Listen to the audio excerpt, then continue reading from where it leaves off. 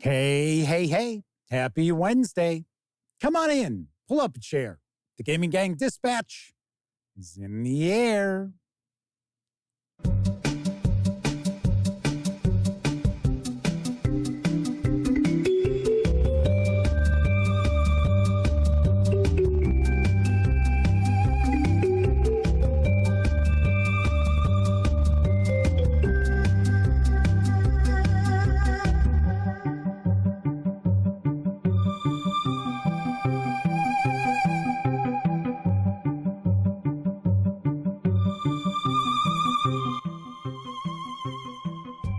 Howdy, gang, and welcome once again to the Duct Tape Studios.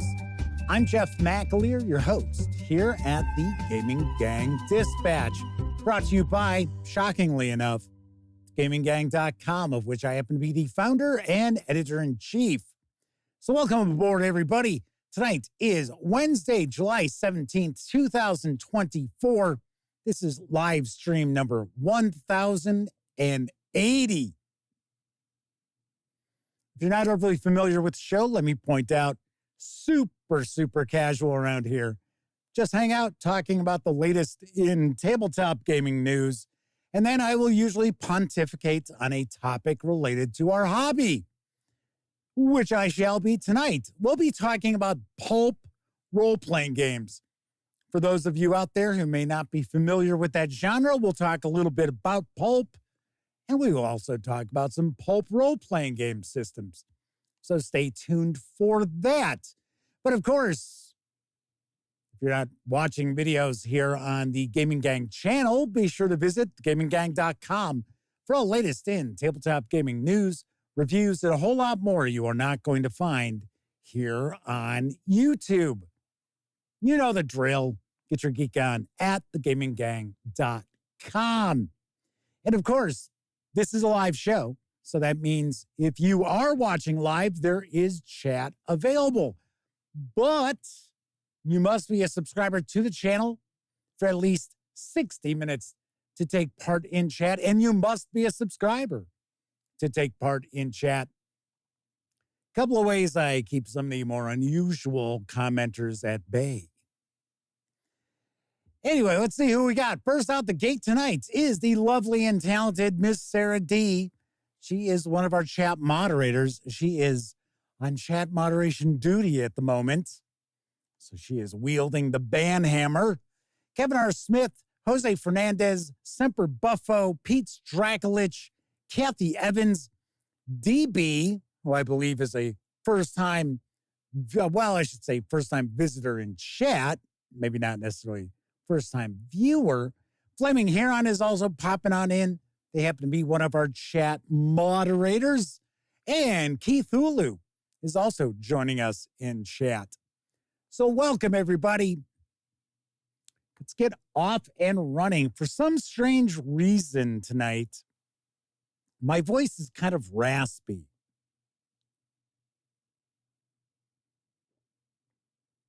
I don't know if you can hear it, but I can feel it in my voice. I don't seem to have a lot of oomph in my voice tonight. Not that I sit here and like yell into the microphone or anything like that. And sometimes I know I tend to over project a little bit. But yeah, tonight, I don't know. I don't know what's going on. Lenny Blade is also jumping on into chat, and DB says yes. Say first time visit in chat. Well, kick back. Make yourself at home. They asked, have I been saying Nick Big? No, I have not been saying Morkborg. In fact, I almost shared a Morkborg adventure news piece. And then I looked a little closer at it. I was like, it's not official. It's not from Free League Publishing. It was a little too art punk. Not enough adventure, so went in a different direction. Speaking of the news, let's jump on in because following an extremely successful Kickstarter run, Tiny Epic Cthulhu will be arriving in time for Halloween, and I've got the skinny from Gamelyn Games. Tiny Epic Cthulhu is a cooperative game that will immerse players in a world of spinning madness. Players take the roles of unique characters residing in a cold, forgotten island town off the coast of 1920s New Arkhamur. Not Arkham, it is Arkhamur. However, all is not well in this seemingly peaceful town. Cosmic horrors are emerging from the dense sea fog, plunging the once sleepy town into a state of chaos. As players navigate through the game, they must work together to translate the Necronomicon, unveil the Great Old One, and seal the portals that banish the impending horror back into the cosmic realm. To achieve this, players must tap into the madness that surrounds the town, using it to translate pages, battle against shamblers, and prevent locations from succumbing to pure horror. The cusp of madness gives players benefits like more movement, stronger attacks, and cosmic intellect. However, they must be cautious not to push their own minds too far, as the line between sanity and madness is a delicate one. In this game, madness is a valuable resource that can be used to translate pages and enhance player abilities, but excessive madness can lead to defeat. The pressure to save the town is felt from the very first spin. Tiny Epic Cthulhu offers a tense and engaging gameplay experience featuring innovative bag building and push your luck mechanics.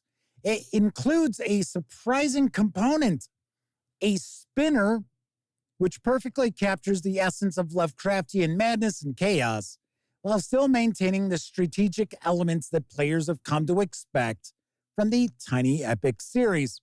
Each player will need to utilize their special powers, make use of the unique actions available in the town, and carefully manage their own madness. With its compact box and easy-to-understand rules, Tiny Epic Cthulhu offers meaningful decisions and layered strategies that will captivate players. It's a thrilling addition to the Tiny Epic series, providing an exciting and immersive gaming experience. Tiny Epic Cthulhu is for 1 to 4 players, ages 14 and up, plays around 30 to 45 minutes. It's going to carry an MSRP of $30 when it arrives in October. Very nice. Very nice. I have shared news about this previously when it was being kickstarted by Gamelyn Games. That was very successful. Now it is slated for an October release. And to be very honest, I wouldn't be shocked if this made a Gen Con appearance. I'm not positive if it would. I do know there is also is it Tiny Epic Crimes? I think that is coming out at Gen Con because normally Mike Coe over at, I should say Michael Coe. I don't think he likes being called Mike. Michael Coe over at Gamelyn Games tries to always have a Gen Con or at least Origins release every year from Gamelyn Games. So keep your eyes peeled this October. I'll probably share another news piece when this arrives. So we've also got Gleeman 1 RX and Rich H. Rich H points out they're not a fan of Mickberg, but Pirate Berg is awesome. Cyberg is also very good. That is how I kind of rank them. I think Pirate Borg is excellent. Check out my review if you want to take a peek. It is my favorite, and Cyborg is my next favorite. I thought Mork Borg was, it was fine. It's just, I am not a huge art punk fan because far too many of the games come out and it is more about the sort of just oddball artwork. I mean, some of the stuff's cool, but it's more about the artwork and a lot of times not much of a game. So there's that. Dangar the Mighty is joining us as well. Good to see you once again, Dangar. Let's talk about some role-playing game news. Because remember, I talked about Twilight 2000 last night. We talked about Hostile Waters. Well, next month is also going to see the release of The Black Madonna for Twilight 2000. I've got the scoop from my friends over at Free League Publishing. When I was a kid, my best friend was named Donald Kaminsky. I was over at his house for dinner once when his great aunt Lucia was visiting. She was this crazy lady from the old country who spoke hardly any English. After dinner, she gave me a little card with a picture on one side and printing on the other. I thought it was a Polish baseball card or something, but it was an old-time picture of Mary and the baby Jesus.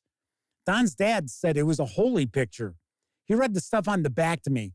It was all about the painting, which was called Our Lady of Cheskova, and it had all sorts of neat stuff about sieges and battles and thieves being struck dead as they tried to steal the painting. I loved it. I never dreamed I'd ever hold the real Black Madonna in my hands someday. The Black Madonna is a campaign expansion for the 4th edition of Twilight 2000, based on the classic adventure with the same title for the 1st edition of the game. This new and updated supplement is written by the original author, Frank Frey, and Chris Keeling. It might be Frank Fry, because I have seen the spelling of his last name pronounced Fry, F-R-E-Y. This box set includes new rules, new weapons, an overview of the Silesia region of Poland, new encounters, new factions for the PCs to tangle with, new scenario sites to explore, and details on the Black Madonna itself and its secrets. Contents of this box set include a 72-page book with new rules and campaign materials, 16 new encounter cards for use in Silesia or elsewhere, 6 battle maps for specific locations, 3 battle maps for close quarters combat, and a travel map. This box set with PDF is going to carry an MSRP of $39.99. When it lands in August, you can grab the PDF right now as of yesterday for $19.99 over at Drive-Thru RPG. Yes. I got to be honest, I don't remember the Black Madonna adventure. I did not own that supplement. I know that for sure. There were a couple of us back in our high school days who had some of the Twilight 2000 original GDW release.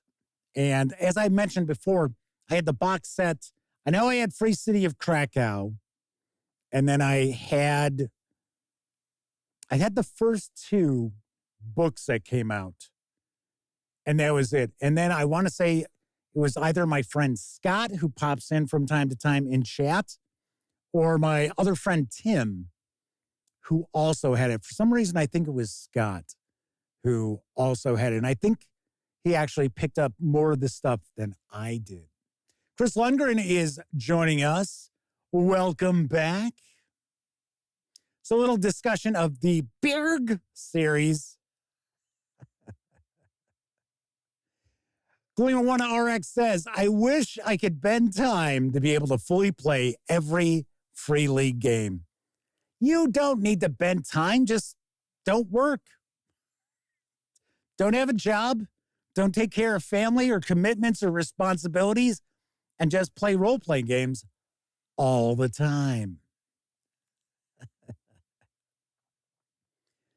Next news piece. Kobold Press and Frog God Games have teamed for a massive, and I'm not joking, massive humble bundle for 1st edition Pathfinder content. I've got the deets on the deal.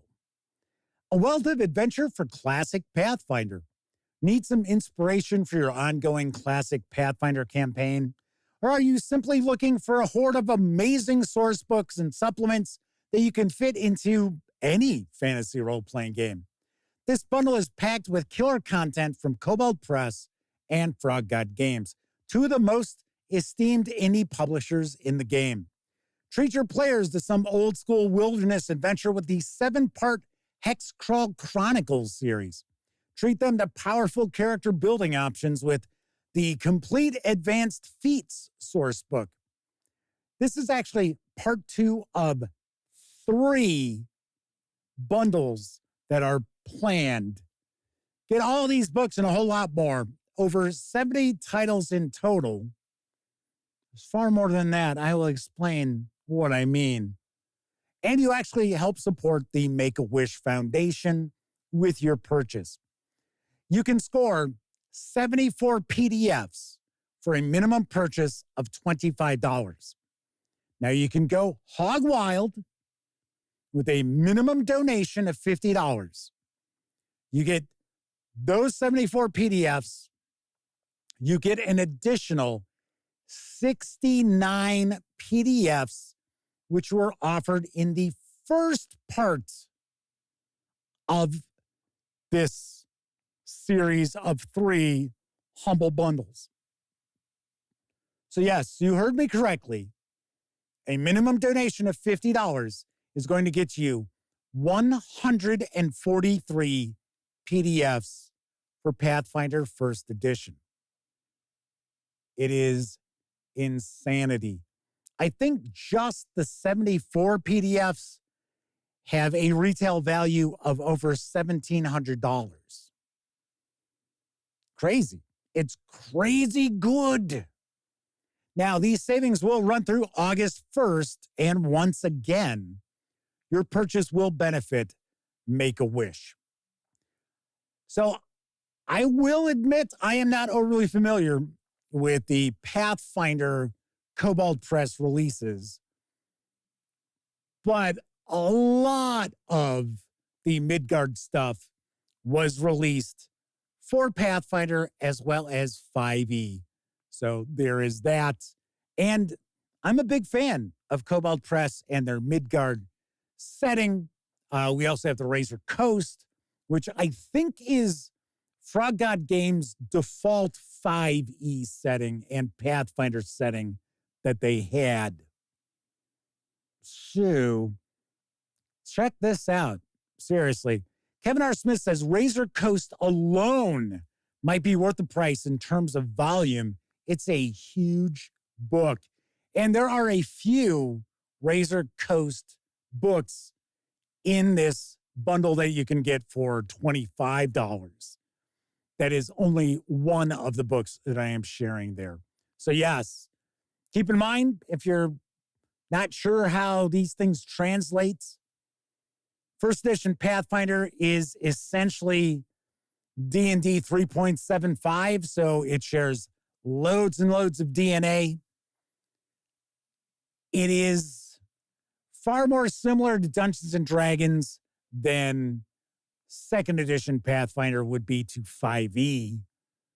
So there you go. Kevin R. Smith says the setting as a whole is called the Lost Lands.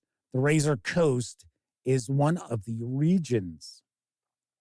Pete Strakulich says, I've got the 5e stuff. It's great. Also, the Froggies have great system neutral stuff. Yes, unfortunately,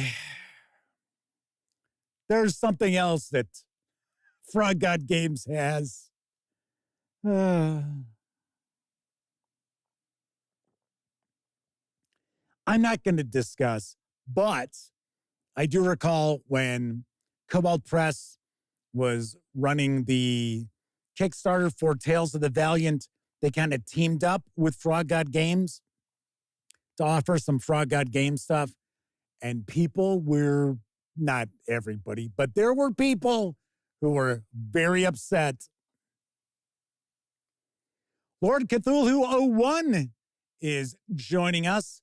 Says, howdy, playing some Against the Dark Master and watching the Gaming Gang. Nice way to spend a Wednesday night. Well, thank you very much. Welcome aboard. Got a pretty good chat, rocking and rolling. And it's kind of a off-the-wall topic tonight, so I actually wasn't expecting a whole hell of a lot of people. So, which is usually what happens if I'm not talking about like 5e D&D, which, you know, I really don't talk about that often as far as like the topic of the show. Because this is certainly not a 5e outlet. But I have noticed if I mention like the OSR in a title, that usually brings folks.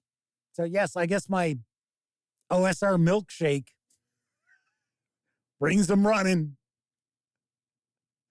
DB says they're here for the pulp. There we go. Well, enjoy some orange juice while you watch the show, and you'll get double barrel pulp action. All right, let's move on to our next news piece because I've got info about another money-saving deal. That's right. The opportunity to save big on Kevin Crawford's Stars Without Number has returned. And I've got the lowdown from Bundle of Holding. Adventure! We've resurrected, for a second time, our March 2019 Stars Without Number bundle featuring the 2017 Stars Without Number revised science fiction tabletop role-playing game from Sine Nomine Publishing. SWN sets the standard for sandbox role-playing. Forget prepackaged, pre-digested plot lines that put the players on railroad tracks. In a sandbox game, the setting is wide open for adventure in all directions. Yes, and the reality is games can suffer from that. That's me saying that, not Bundle of Holding. The Game Master presents situations, not storylines, problems, not plots. The player characters go where they will, do as they wish, forging their own career. And one of the best games for sandbox-style spacefaring is Stars Without Number. For just $7.95, you'll get all three titles in the Revived Offers Starter Collection, which has a retail value of $32, as DRM-free PDFs, including the complete deluxe Stars Without Number revised rulebook, 16 stars, popular science fiction scene backdrops, and the Stars Without Number revised Game Master screen. If you pay more than the current threshold price of $20.80, may have changed, you'll level up and also get this Revival's entire bonus collection with 5 more SWN supplements worth an additional $48, including Dead Names, Lost Races, and Forgotten Ruins, and 4 system-neutral campaign sourcebooks: Starvation Cheap, Ground Warfare and Mercenary campaigns; Skyward Steel, The Stellar Navy; Sons of Gold, Merchants and Traders; and Polychrome, Cyberpunk, which, of course, you also have Cities Without Number if you really need your cyberpunk fix from Kevin Crawford. These savings run through August 5th. 10% of each payment after gateway fees for this offer will be donated to the Benzie Food Partners, which is a food bank serving Kevin Crawford's home county in Honor, Michigan. So yes, I recall sharing this news piece before, and I gotta say, this is a rocking deal. This is probably one of the most bang for your buck bundles of holding that you run across. Because the reality is, if you get the deluxe revised edition, because you can pick up Stars Without Number for free. It is a free PDF, but if I remember correctly, it does not have artwork. And there are some things in the deluxe revised edition that are not part of it. But if I remember correctly, just the PDF for the deluxe revised edition is like $19.99 over at Drive-Thru RPG. So for just 81 cents more, or it might be a little different because that threshold price is always changing, you can get a bunch of Stars Without Number content. So once again, I say it all the time, I would like to check out like Worlds Without Number, Stars Without Number. Kevin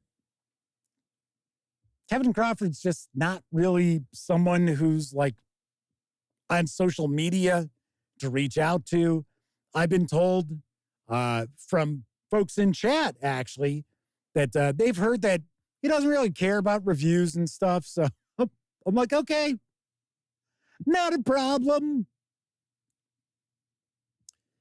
So, a couple of money-saving deals for you to take a peek at. Final news piece, now available in PDF for the Delta Green role-playing game, is Dead Drops.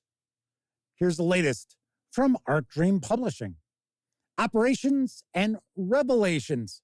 Terrors accrete to helpless agents in 5 Delta Green scenarios. There's Meridian. New agents enter a world of unsuspected terrors, lifeless and deathless. Homeless, desperate youths gather in a secret church under an inexplicable light in the Missouri sky. Their salvation may show the agents new meaning in madness. A victim of the art, horrific murders strike a quiet Long Island town where unseen powers give awful consequence to evils unspoken and barely conceived. From the dust, infants have vanished in Brooklyn. Strange events echo by night at a construction site. The agents must sift superstition and rumor from a horror that lingers across decades, across centuries. Then we've got Presence. A young woman vanishes in Alabama.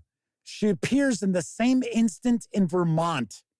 A door of discovery opens to secrets more virulent than the most appalling proliferations of life. Jack Frost. In the bitter Alabama winter of 1998, a cold snap and extraordinary floods wiped out a tiny town.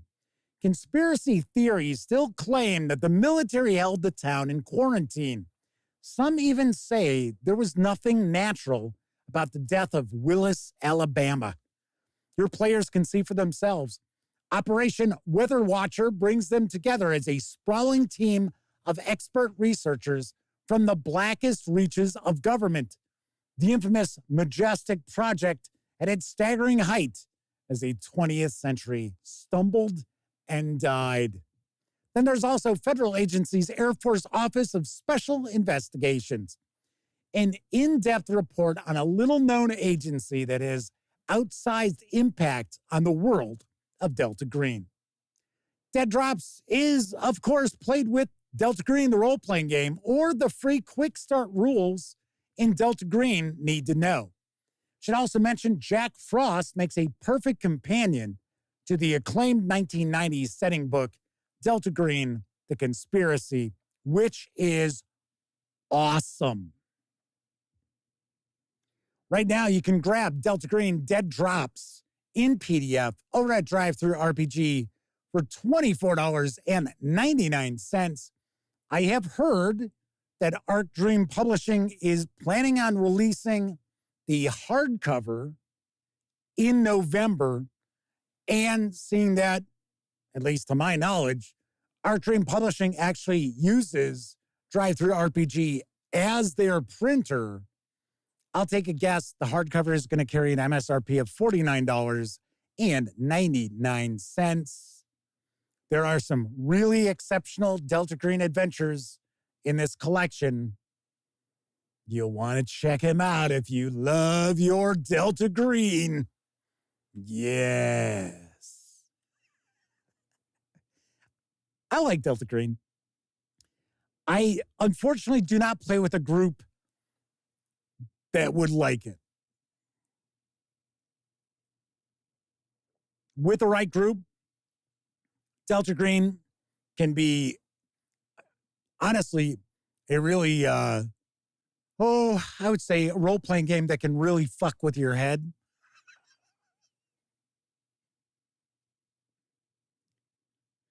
But it's not for everybody. It is certainly not for everyone. All right, that is it for the news tonight. Of course, I was just talking about DriveThruRPG. Don't forget, the Gaming Gang, thus the Dispatch, is affiliated with the One Bookshelf sites.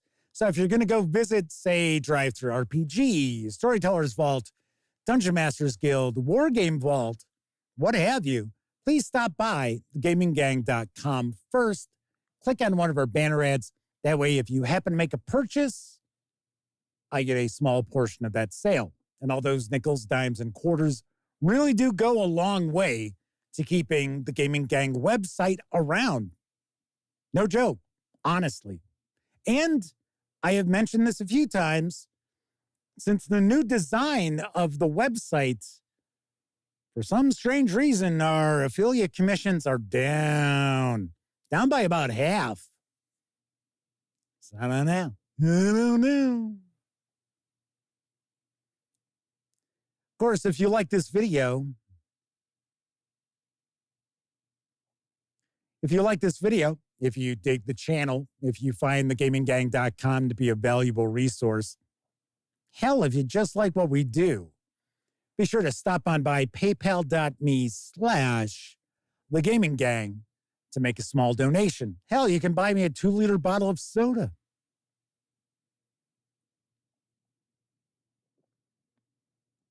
Delicious. And there are a few of you out there who stop on by paypal.me/thegaminggang and make not small donations. And you know who they are. But of course, big thank you to any of you out there who utilize those banner ads and or stop by paypal.me/thegaminggang. Thank you very, very kindly. So before we start getting into our topic, a couple of questions popped up as Ars Fabula popped on into chat. Welcome back. And who else? I thought I saw someone else popping on in.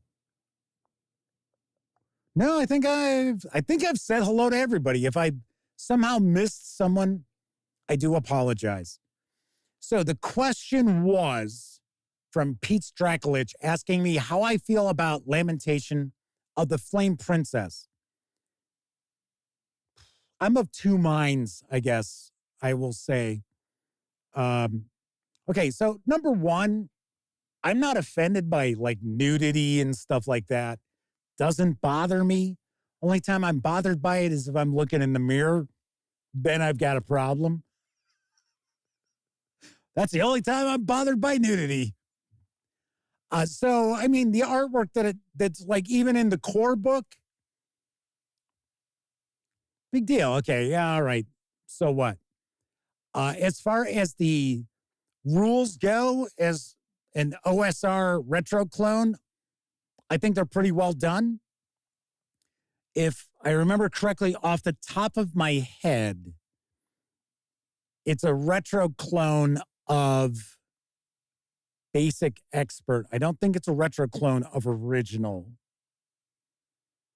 I don't think, like I said, there you go. Russell Higgins agrees. Only his nudity bothers him. I'm with you on that. Yeah.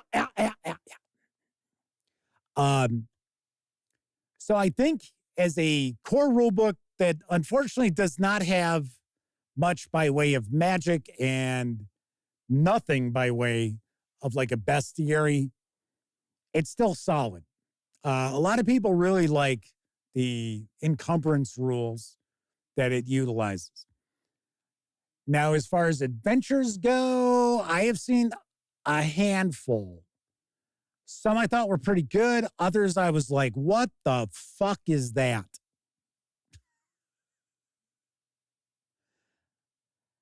And the creator is an odd person. Don't know them, never met them, but they are kind of strange. And I don't think they like women much. So anyway, but yeah, I mean, as far as, a retro clone, yeah. Personally, I'd say, yeah, you know what? Pick up the core rule book and avoid some of the adventures because you'll be like, what? But yeah, I would actually use Lamentations of the Flame Princess as a retro clone to run, say, old BX D&D adventures. Yeah, not a problem. Flaming Heron says, if nudity offends you, you best not go online these days. Yeah, that's true, because sometimes it just jumps out at you and you're like, oh, I shouldn't give that look. I'm usually more like, ooh, well, Okay. Alrighty. Kevin R. Smith says, yes, it is basic expert based with several house rules. I think the default setting for Lamentation as the Flame Princess is kind of interesting. I like that. Kind of like a fantasy 18th century Europe. So yeah, I dig that. But yeah, it's just some of those adventures. There was one, I can't remember what the title of it was, but it was just so much gross out nonsense. And it was like, every female creature had something emerging from the hoo-ha. And no, I'm not channeling Al Pacino in Scent of a Woman. Hoo-ha! And there was like really kind of shitty artwork. It was just... Anyway. So Kevin R. Smith says, James Raggy, that's his name. I knew the last name. For some reason, I wanted to say his first name was William, and I'm like, no, I know that's not it. I guess he's taking flack because he's late on delivering the GM's guide. Hasn't he been promising that for like years? That they were going to do it, and then he kickstarted it, and it's how delayed is that thing? So DB says, some of the adventures are very, very good. I agree. I don't disagree. And they are very OSR. There are situations in some of the adventures. What is that? Doomfrost Death? Is that what it's called? Or is that something else that's popping in my head? There are some situations which is very OSR, where it's like, okay, your characters, I don't care what level they are not going to be able to survive this if they take it on. And I'm a fan of that. You know that. I'm not a believer in balanced encounters by any stretch of the imagination. So, Kevin R. Smith says the adventures tend to feature a lot of gratuitous sex and gore just for shock value. And funny enough, I mean, there we go. Death Frost Doom. Thank you. Leaving the 1RX. That was it. And yes, that was one I liked. It's been so long.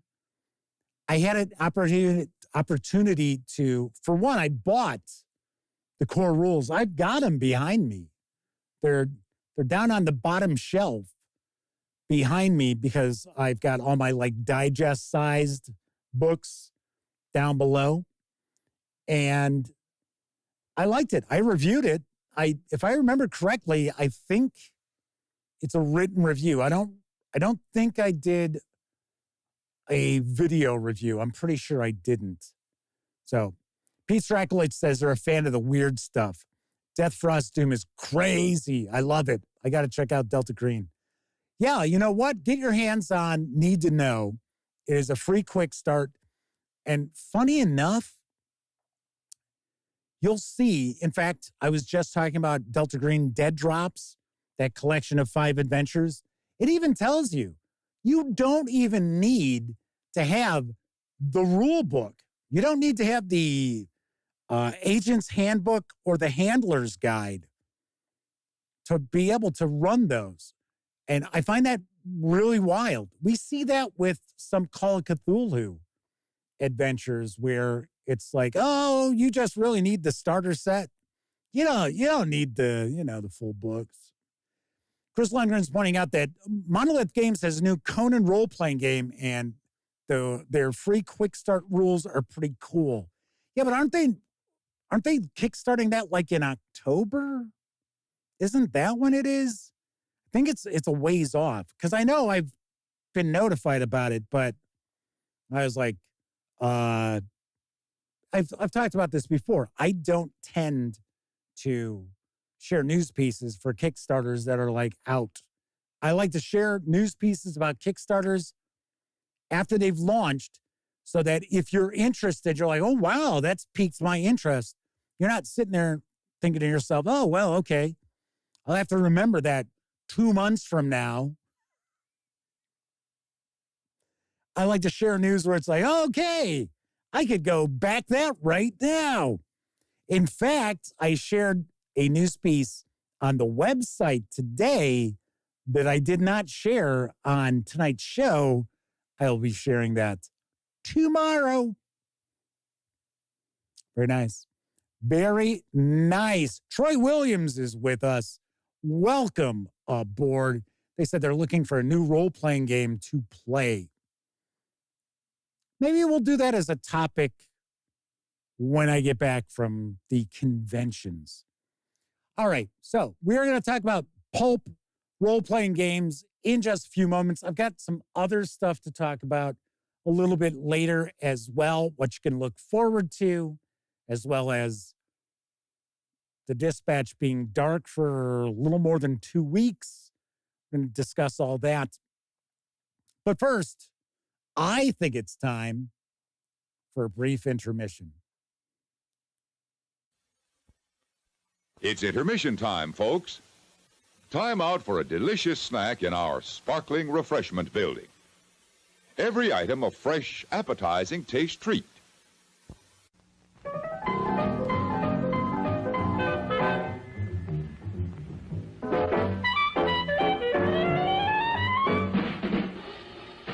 Like you crave that corn when it's freshly bobbed, you gotta beat it to the box with the butter on the top. Get with it, man, start strolling down to the sweetest that you're rolling, the best in town. Our candy's real gone, if I'm understood. To all you squares, that means the confection is positively delicious. Cork that stuff, give me 5, let me send you into this nutty jive.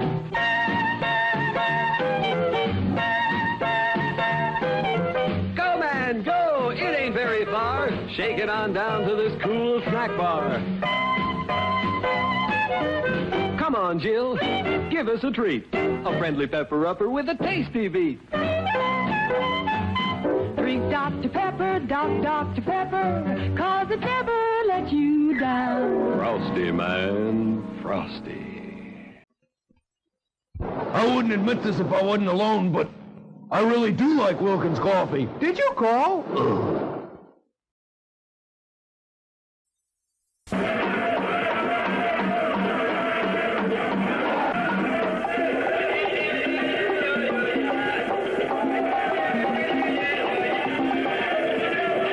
Join this safari into a green hell of horror in search of a secret fortune in diamonds and gold. I want that money so bad that every time I close my eyes, I can see it. Marla English, a woman possessed by a passion for wealth. Tom Conway, a man maddened by his lust for power. Touch Connors, a white hunter entrapped by an adventuress's black heart. Lance Fuller, victimized by desire. Mary Ellen Kay, a blonde captive in the darkness of Voodoo Land.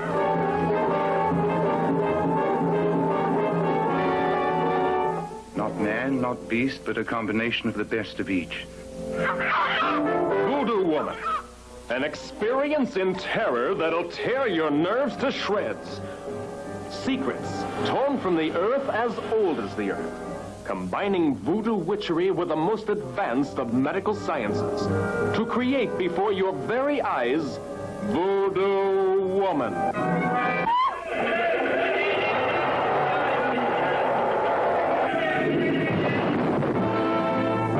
Voodoo Woman.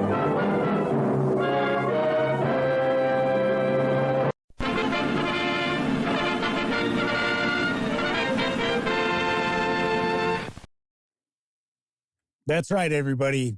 The dispatch has become Touch Connor's Hour. Yes, yet another movie with Touch Connors.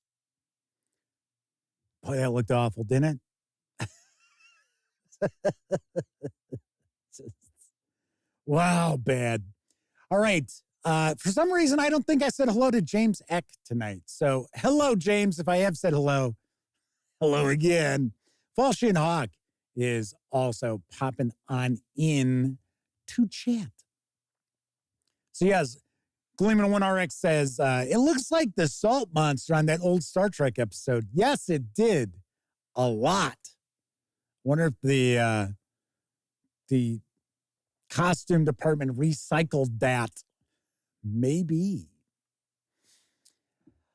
All right, so tonight's topic is pulp role-playing games. And if you're not familiar with pulp, there is a misconception that pulp is only things like Indiana Jones, that is pulp adventure. That is not the case. Now, is Indiana Jones and the Temple of Doom and Raiders of the Lost Ark and so forth very pulp influenced? Of course.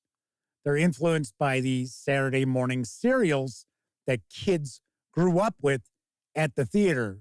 And when I say serials, I don't mean breakfast cereal. I mean movies that were broken up into like 10-minute chunks. And every week, you went to the theater to see the next installment. And no, I am not old enough to have seen a serial in the theaters. But my mom has told me stories about going to the theater as a kid in the 50s. And of course, seeing the various different serials, which I would think carried over. They were probably rerun from the 40s, because I don't think the 1950s really had like serial releases for, you know, like the kids' Saturday matinees and stuff like that. I could be wrong. I don't know. Sean O'Donnell and Stephen from Roll for Combat is popping on in, pointing out that we can hang out in a couple of weeks because Stephen got into the Wizards of the Coast event. Yes, I and Elliot will be there.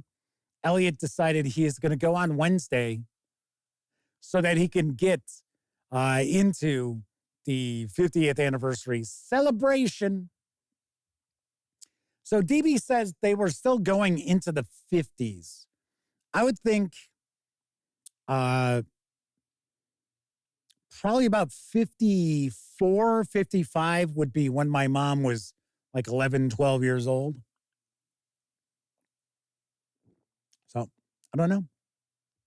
Do not know.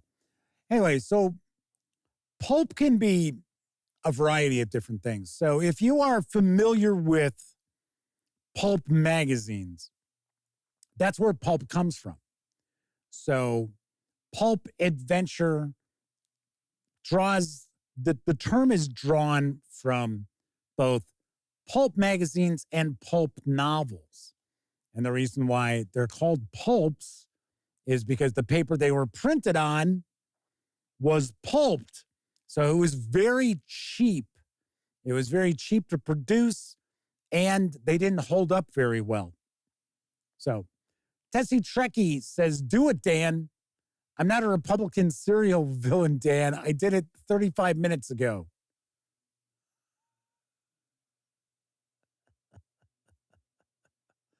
I don't know. Dangar the Mighty says, no way. There's pulp horror, there's pulp sci-fi, there's pulp noir, and of course, pulp action. But I'm also sure that it could be broken down into more subgenres. Right. So pulp stories tend to be action-oriented. So if any of you are familiar with E.E. Doc Smith's Lensman series, that would most certainly be considered pulp science fiction. So very, space operatic. Pulp also doesn't have a lot of character development.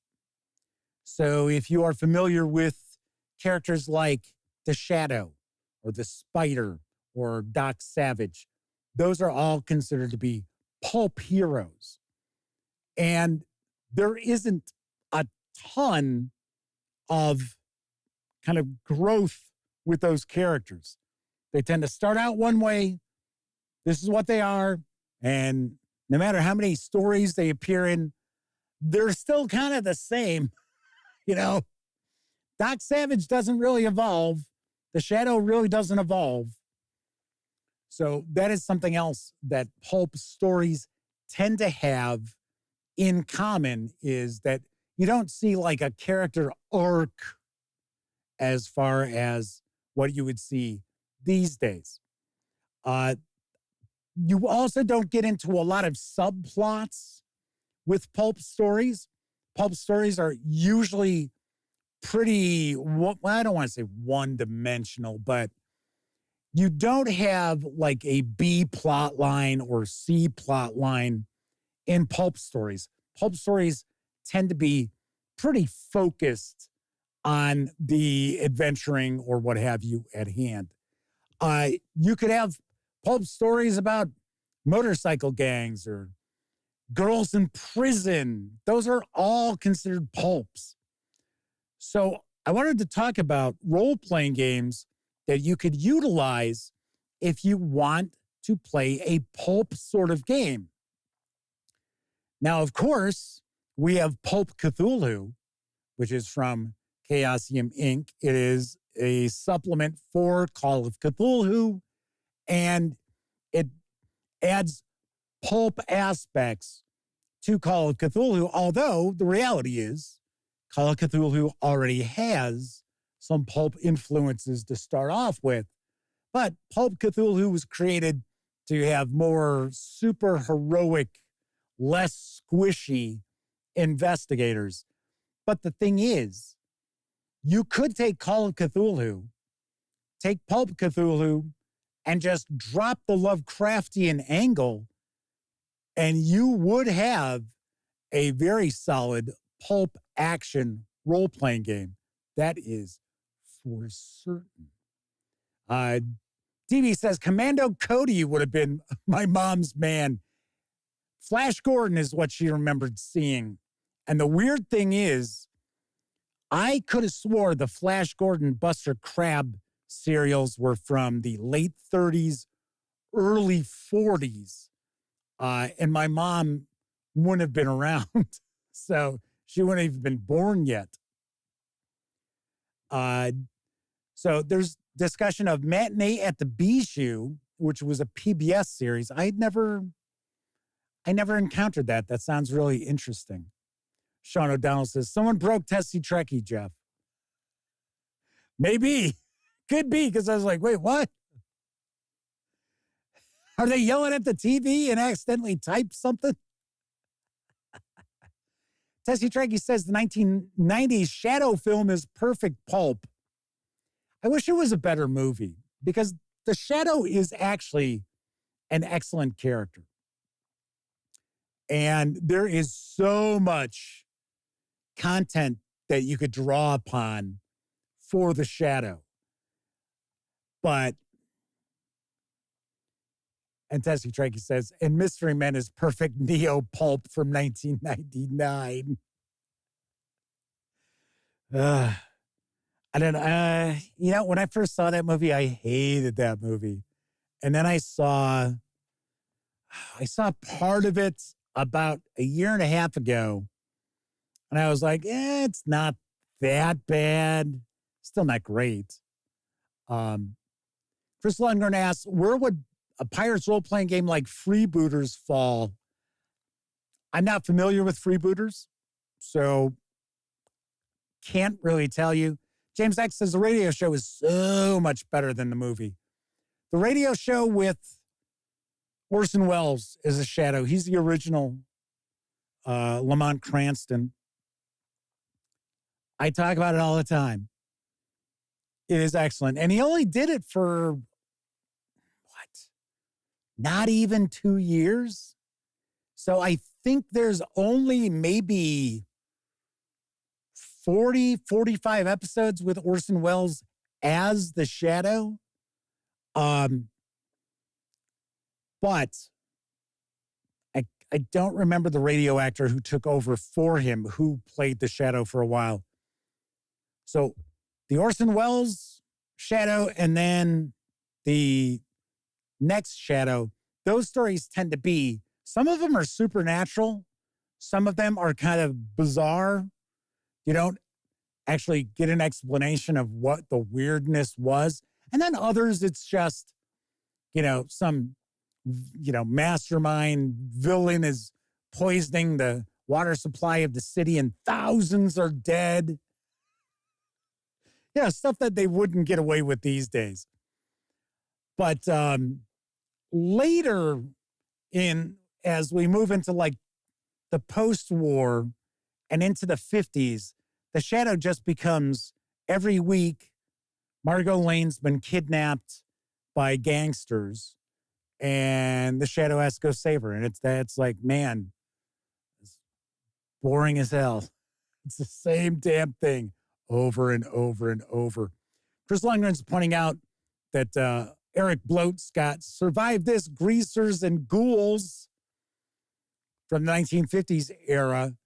I think that was pretty recent. I think that just came out not too long ago. All right, so just discussing pulp, just wanted to point out that it's not necessarily only Indiana Jones and the Temple of Doom sort of adventuring. That there are super heroics. You could have mystery, pulp mysteries. There's a difference between noir and pulp. So noir is more an aesthetic than pulp is. We're not going to get into that. Anyway, all I'm trying to say is there are a lot of different pulp genres out there. So let's talk about some of the role-playing games. So one of them that I'm familiar with, which amazingly enough, I actually do not have a copy of. I thought I had a physical copy of this. I don't. I only have, I'll dig around. I guess I only had the PDF because I reviewed Pulp Cthulhu when it came out, and I do believe that I only had the PDF. So I was going to be like, oh, see, I've got Pulp Cthulhu. Nope, I don't. And the reality is, I don't own, to my knowledge, off the top of my head, I don't own any pulp role-playing games except for Savage Worlds, which is not traditionally a pulp role-playing game, but can easily be used for pulp adventures. And in fact, I think there have been some settings that have come out for Savage Worlds, not for the Adventurers Edition, though. I think it's for the previous edition of Savage Worlds, which were pulpy, so pulp action. I remember having Justice Inc., which was part of the Hero system, and it was built on the same system that powers Champions. But of course, we're probably talking Justice Inc. probably would have come out first or second edition Champions. So now what are they on? 6th or 7th? I think it might be 7th edition Champions they're on now. But pretty comprehensive, I seem to recall. And I remember the artwork being pretty solid throughout. Although the reality is the Hero system is fairly crunchy. And I would say for a game that you're looking at, kind of pulpy adventures shouldn't take weeks to complete.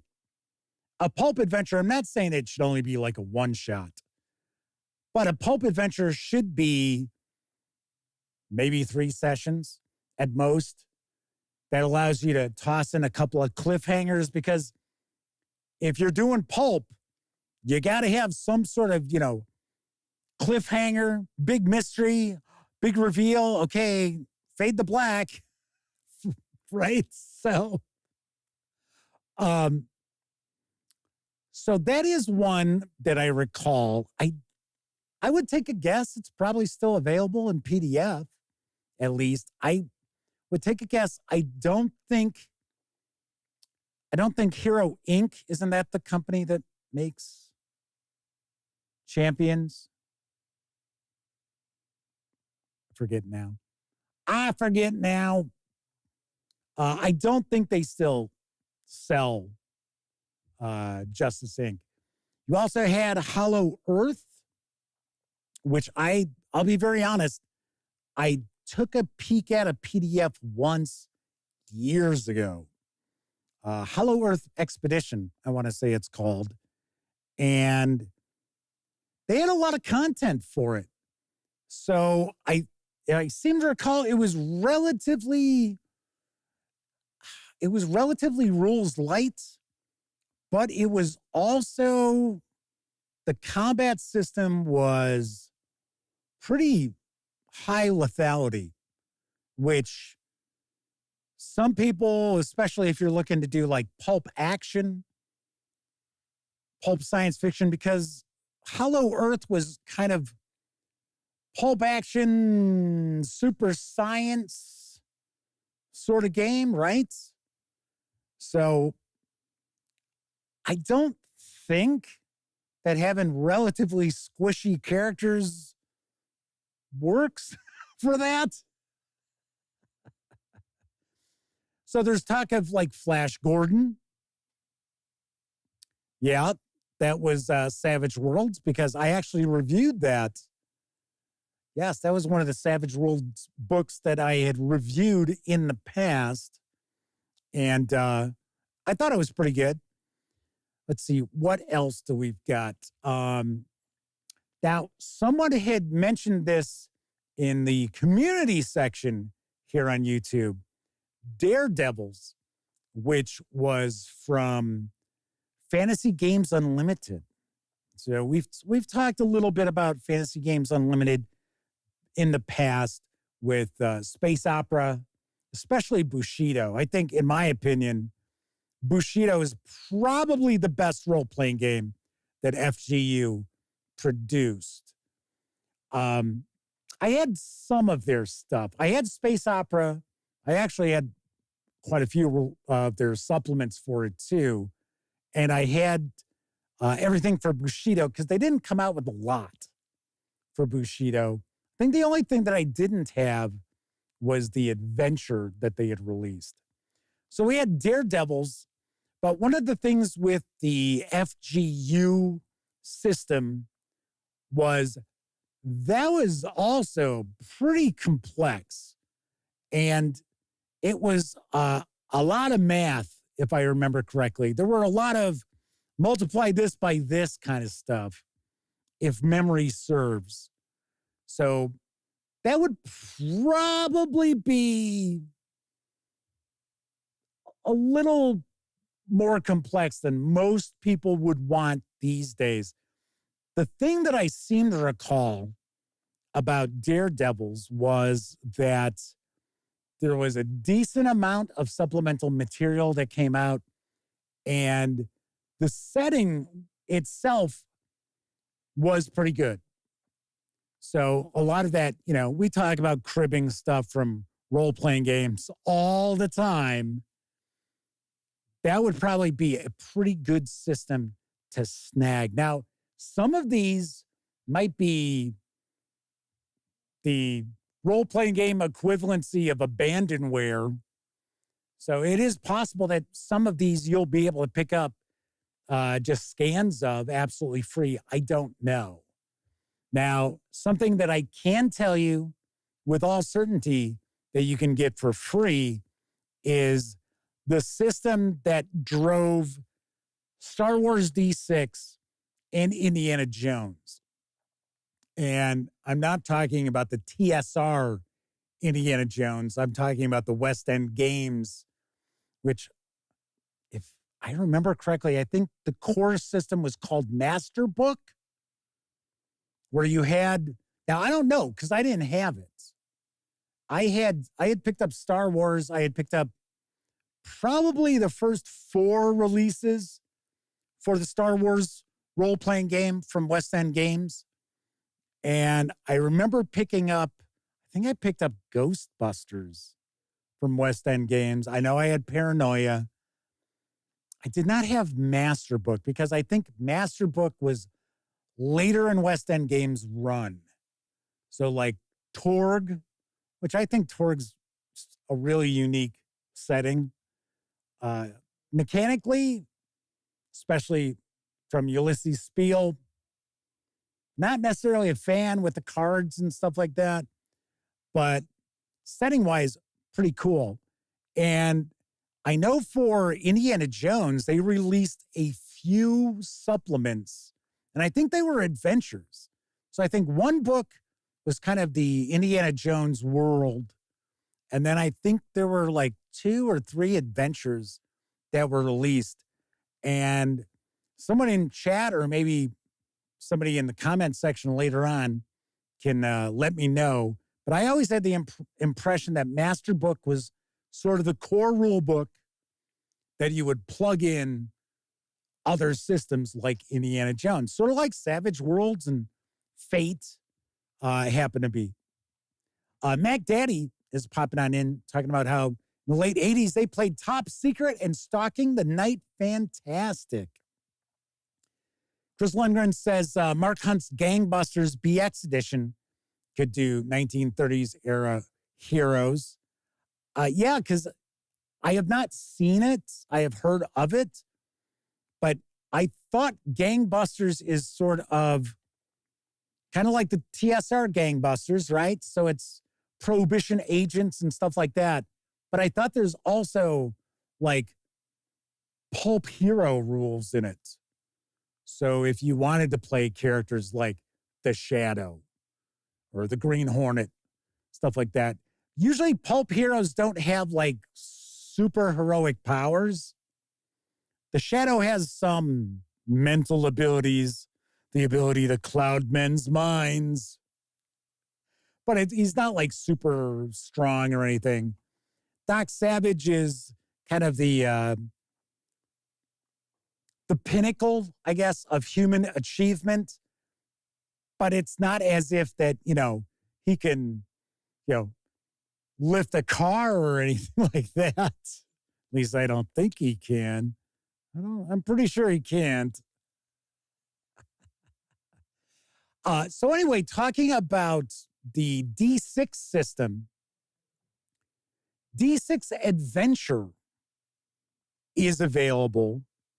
And you also have, I want to say Open D6, which is the same thing.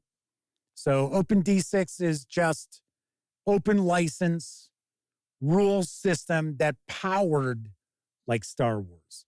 It powered, I think it powered Ghostbusters. I don't remember if it powered Paranoia, though. It may not have. Anyway, that is certainly an option for you if you're looking to do pulp. And Open D6 could do anything for you. So if you want to do mystery, speaking of mystery, Trail of Cthulhu, I think, has some pulpiness to it. It's been a long time since I read it. I do understand that their Pelgrane Press is going to be kickstarting a second edition of Trail of Cthulhu. And I mentioned this yesterday, I'm going to be talking to Ken Hite at Gen Con about it. We will at some point get to see some stuff from Pelgrane Press for review, because I've been kind of talking with their marketing person who reached out to me, because I had reached out to Pelgrane Press years ago. And I had been told that they really weren't interested in content creators and reviewers and things like that. They didn't mean any offense, but what mattered to them was like what their customers had to say. So I was like, well, yeah, okay, all right. Chris Lundgren says, yes, the Gangbusters BX does have some pulp stuff, and there are some supplements and adventures that are out there. We're going to have to kick Dengar the Mighty because he brought up GURPS. GURPS is verboten. No, it's not.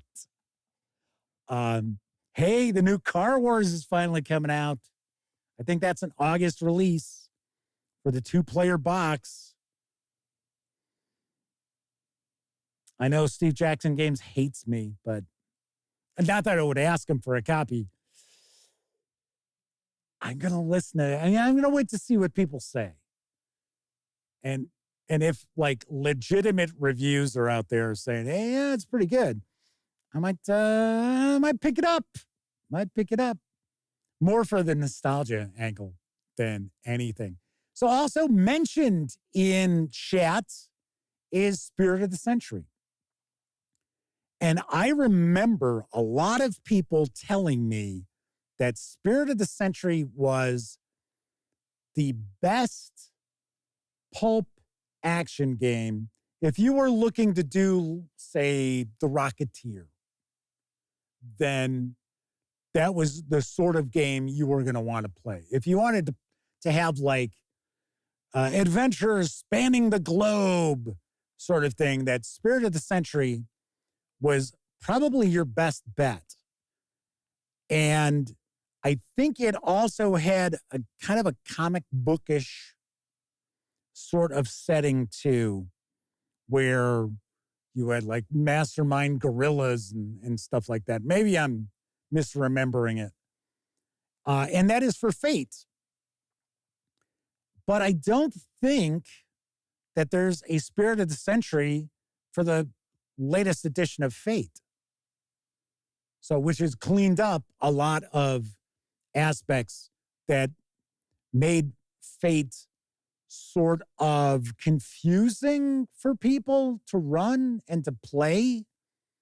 Because Fate is essentially fudge, which I remember actually doing playing a playtest of fudge way back in the day at Gen Con when it was in Milwaukee with the creator of Fudge, and they were selling the book, but they were still playtesting it, and it was a Burrows and Bunnies sort of adventure.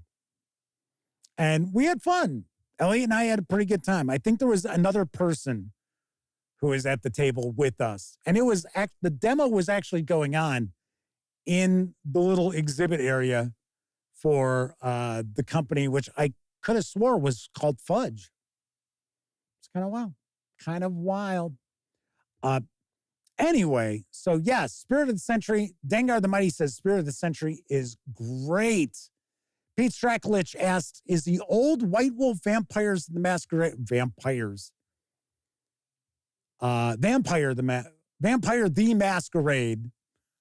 See, Pete, you're throwing me off, man. I'm reading what you wrote.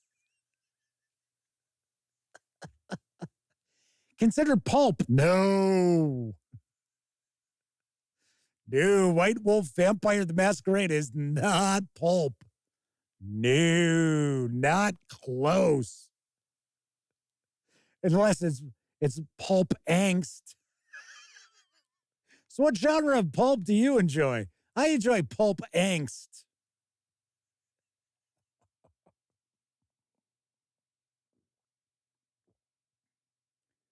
So I see Buddy is watching the show with us once again with Chris Lundgren, his cockatiel. Stephen, for Roll for Combat, says, used to love Car Wars in the old magazine. Yes. Auto Duel Quarterly. I actually have all of that in PDF. I have all the original Car Wars releases in PDF. You know, funny enough, Car Wars experienced the same problem that Starfleet Battles experienced. We'll wrap this up and then Well, we'll talk a little bit about that because I'm almost done. I already talked about Savage Worlds. And we also have Broken Compass, which Broken Compass is Two Little Mice, if memory serves me correctly. And that is a rather new role-playing game, I think. I think it's only been out for a few years. But I have heard really good things about Broken Compass. I don't know if it uses the same mechanics as Outgunned, which is kind of like the latest hotness from Two Little Mice. Then they also do Household, which I know nothing about. I mean, I know about the concept, but DB says Broken Compass is now Outgunned. So they're not, so they're not going to actually even have that line?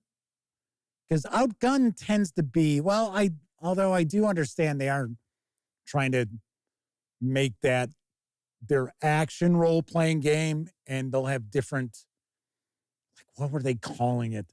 They had a specific term for it where you'll just kind of plug in little supplements to kind of tweak the game.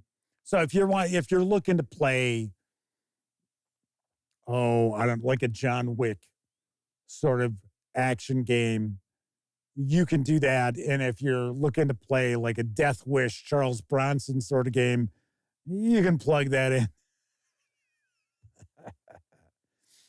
The often overlooked Car Wars card game is pretty fun, according to Chris Lundgren.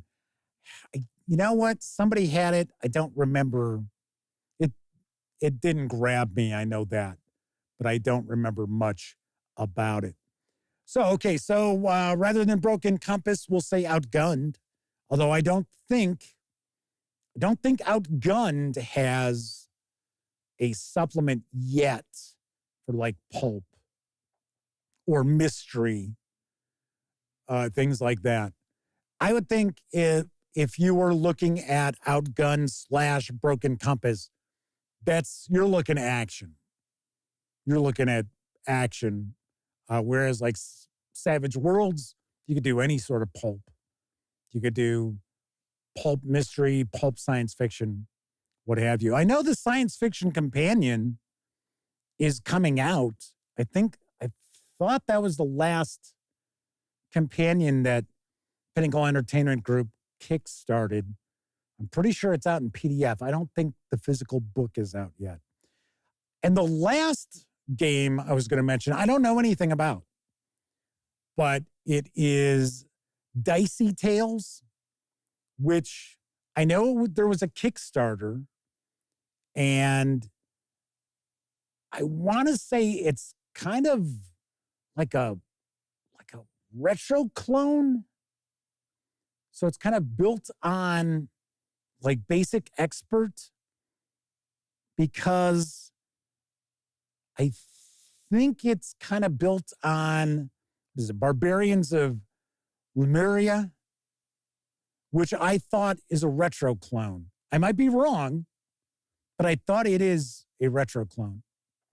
DB says, yeah, mystery wouldn't work very well with Outgunned. DB also says there was a new 30s pulp supplement they just kickstarted. All right, so Chris Lundgren's talking about Leviathans from Catalyst Game Labs. Catalyst Game Labs is just a fucking disaster every time you turn around. There's a great story about Leviathans. Oh, Chris, you make me laugh.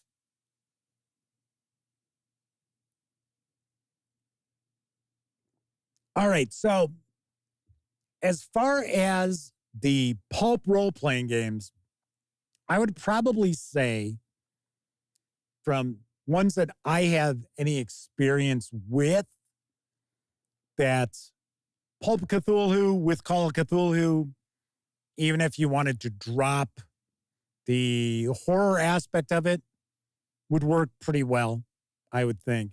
It would work better if you were looking at adventures which had more investigation, more mystery to them.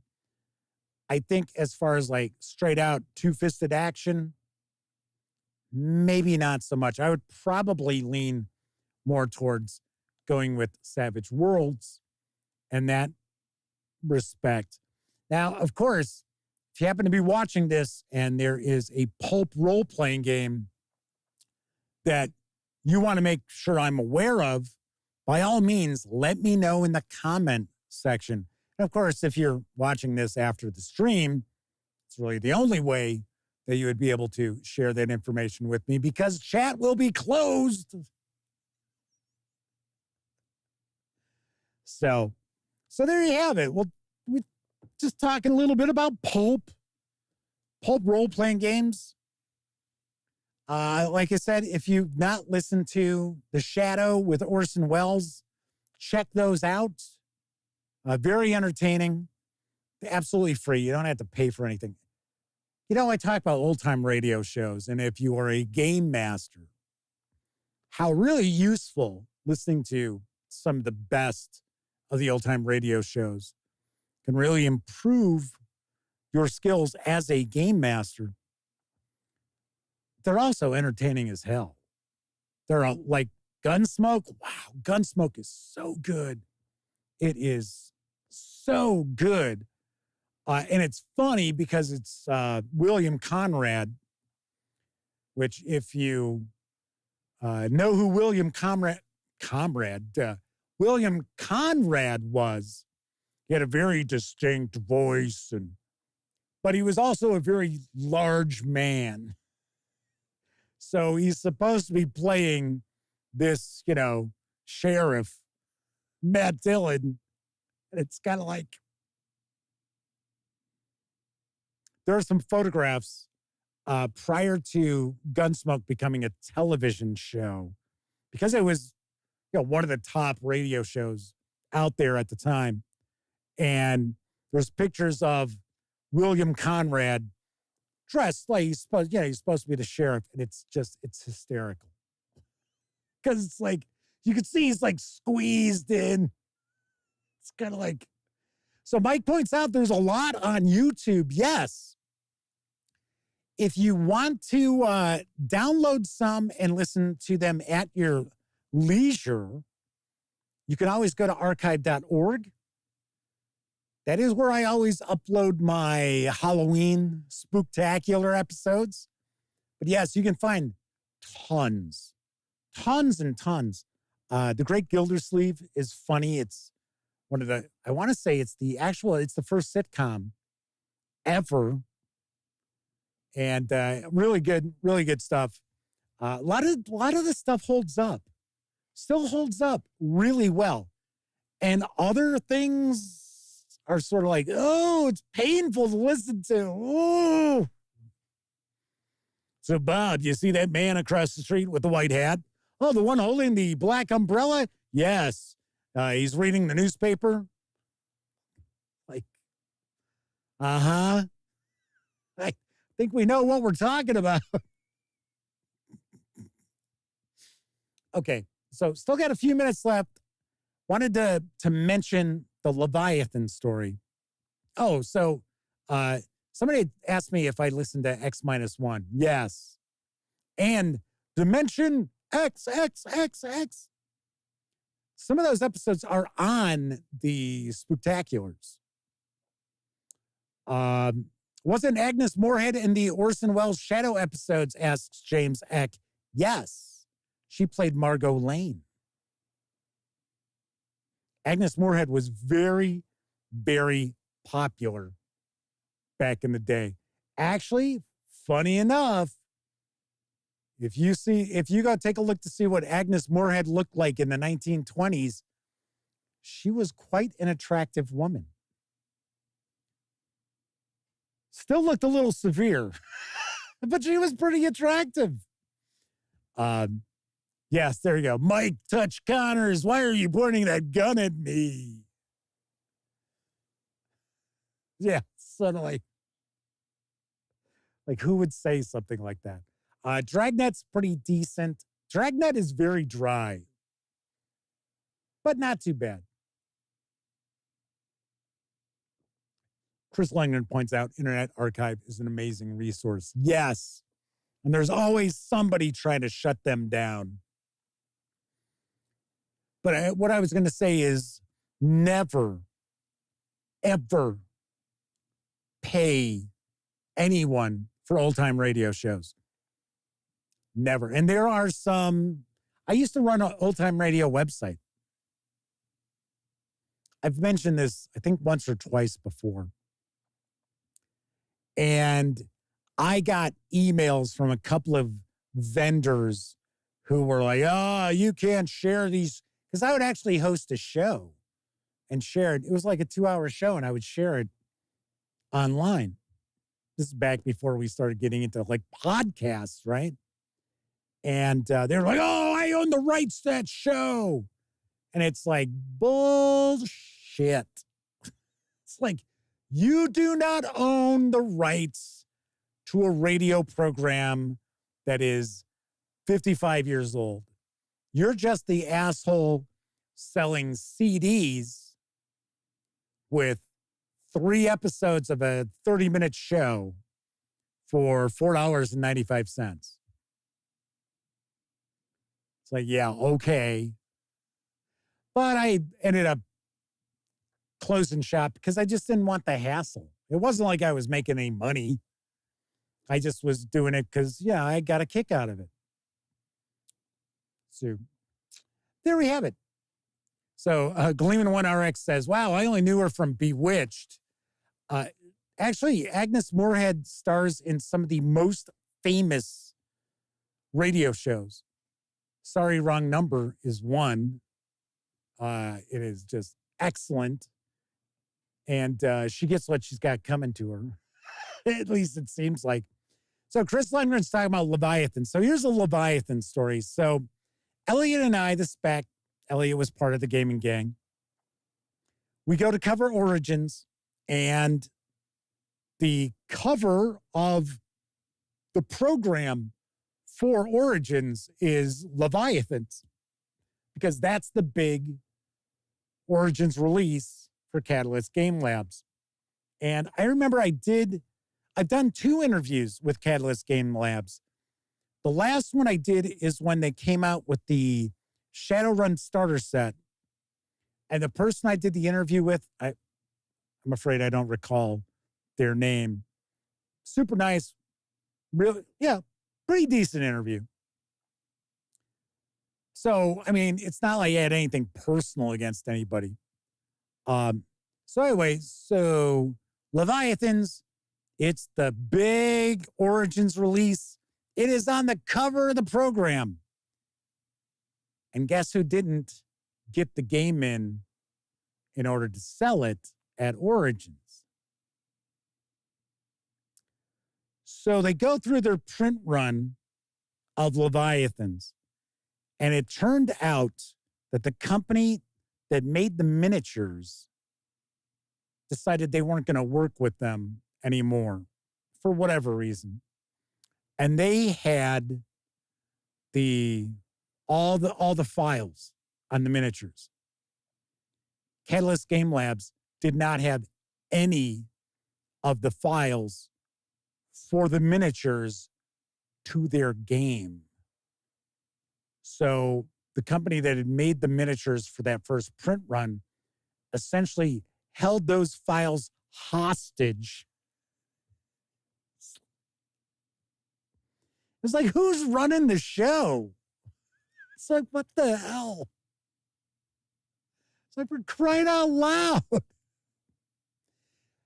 So, I don't have anything against Catalyst Game Labs. It's just, they're one of these companies, they take 1 step forward and they take 2 steps backwards, it seems, right? I was really looking forward to giving the latest edition of Shadowrun a fair shake. And then that starter set was just god awful. It was just a mess. So Chris Lundgren says, Randall Bills. I interviewed Randall. That was the first interview I did with Catalyst Game Labs. I do not know him from Adam outside of doing the interview. And the interview is not on camera. It's just recorded because we didn't shoot video for the Gaming Gang back then. We just did, audio interviews and the show, the podcast, which we didn't call them podcasts back then, really. So anyway, I interviewed him and he seemed very disinterested in doing an interview. Now, he had agreed to do the interview to promote Catalyst Game Labs, and it was a very boring interview, and they were demoing Leviathans, and he was like playing in the demos, and you could tell he just wanted to get back to playing in the demos. I was like, okay, all right. And for years, I didn't approach Catalyst Game Labs or anything like that. And then when the new edition of Shadowrun was coming out, I reached out and said, hey, I'd love, to try to, share coverage of the new edition. And that was it. So there you have that story. Also, should point out, Chaosium Inc. reached out to me. Their board game division now, because now they got a board game division. And I was asked if I wanted to do a review of a prototype of Horror on the Orient Express, the board game. And I said no. So I was very polite about it. But I said, no, I don't really see a reason why I would review a prototype. The Kickstarter's over. So I said, I'll be happy to, do a review of a retail edition when it comes out. But from my understanding, they were asking me to do a review and then more than likely send that prototype on to the next reviewer. No. Like I said, the Kickstarter's over. So why are they looking for reviews of I guess it's an updated prototype. Who would be looking for reviews of that? Are they going to kickstart it again? I don't know. So I just thought that was very bizarre. So I wanted to share that because, I do my best to get along with companies, unless it's Roll for Combat, because, those guys, joking. It's out of love. I try to be as helpful as I can with game publishers. But, a lot of times some of the game publishers, it's like, oh, how do you keep the lights on, Jeff? We don't care. We don't care how you stay in business. So I was talking to Elliot about this today. I had said, I've had people reach out asking me if I would do, a Kickstarter video for, game, adventure, role-playing game, what have you. And then I send them the link to my rates because that's the only time I ever charge for a video is if it's for a Kickstarter or if it were for backer kit. If it's crowdfunding, yes. If it's not, then no, I don't charge anything.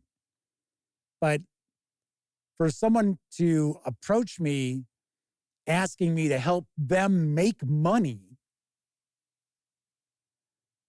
and then they don't actually give a shit how I pay my bills.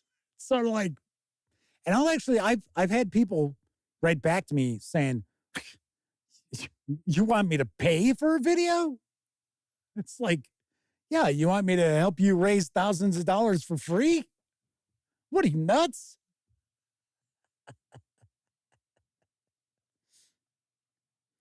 So some discussion about Battletech. Yeah, Battletech's cool. That's another game that I wouldn't mind kind of getting into a little bit. I played a bit in the early 90s, not a ton, but we had a couple of sets. But anyway, all right. So tomorrow is going to be the last live show of July, because the following week, San Diego Comic-Con. I already pointed out why there wouldn't be a Tuesday show next week. And then, of course, Wednesday, Thursday, I'll be in San Diego. And then I also pointed out why there wouldn't be a show on Tuesday before Gen Con, because, of course, Wednesday and Thursday, I'll be in Indy. And Elliot is going down there, as I mentioned before. He's going down on Wednesday. So we are going to have to leave his house, and he lives a little more than an hour from me. We're going to have to leave at about 4 a.m. Chicago time, 3:30, 4 o'clock, because he has to work. See, he actually works from home, so wherever he can get an internet connection, he can work from. So we're going to have to go down, and he's going to have to work from like a Starbucks or something like that in Indianapolis for a few hours. So that's why we got to leave so early. And then, of course, we have that Dungeons & Dragons 50th anniversary celebration, which Stephen from Roll for Combat will be at as well. So James X says, come on, live stream from the plane. I might, all depends from Comic-Con now. I mean, because the reality is, I wouldn't be going if it weren't the fact that if I don't go, my brother and his friend David don't get to go. So it all depends on me going. So I'm going to go. But I pointed out, I like going to Comic-Con. It's cool. I'm too old, too fat for partying, stuff like that. So to me, it's just an outlay of cash. I don't get anything from it, It's not like anybody's like, hey, come on. I'm going to give you, review copies of stuff. It just doesn't work that way. Now, Gen Con, I have kind of kicked around maybe seeing how the internet at the hotel is, maybe doing kind of a live stream with Elliot one night. So Sean O'Donnell says, good luck. They're all counting on me. I don't know for what.